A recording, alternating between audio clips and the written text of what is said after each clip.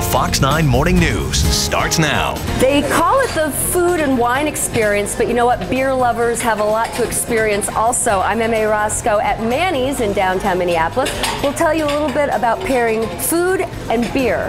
Local craft beers, by the way. That story is coming up.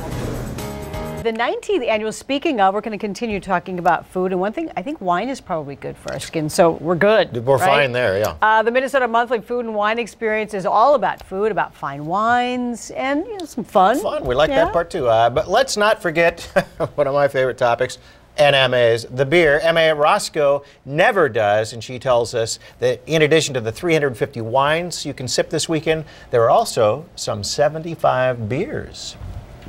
Not just wine at the Food and Wine Experience, lots of local craft brews as well, and we're going to get to that in just a second. But first, I'm chatting with Rachel Hutton from Minnesota Monthly, a food critic and editor. And what do we have to look forward to at this year's Food and Wine Experience? How has it evolved over the years? Sure. Well, this year we're going to be in Target Field, and there are 300 red wine or wines to try, red and white and everything. There are 75 craft beers. That's a big thing this year. As you know, the craft boom has been huge.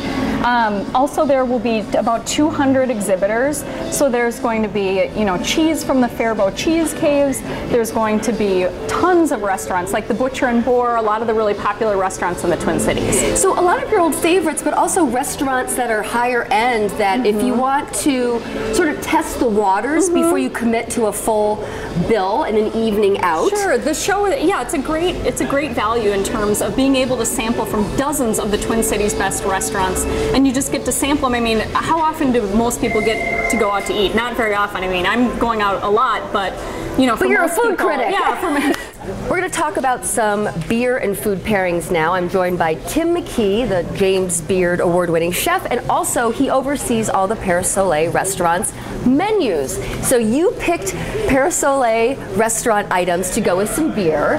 Our first one is Rock Bottom's Pit Stop Porter, a little darker and maltier.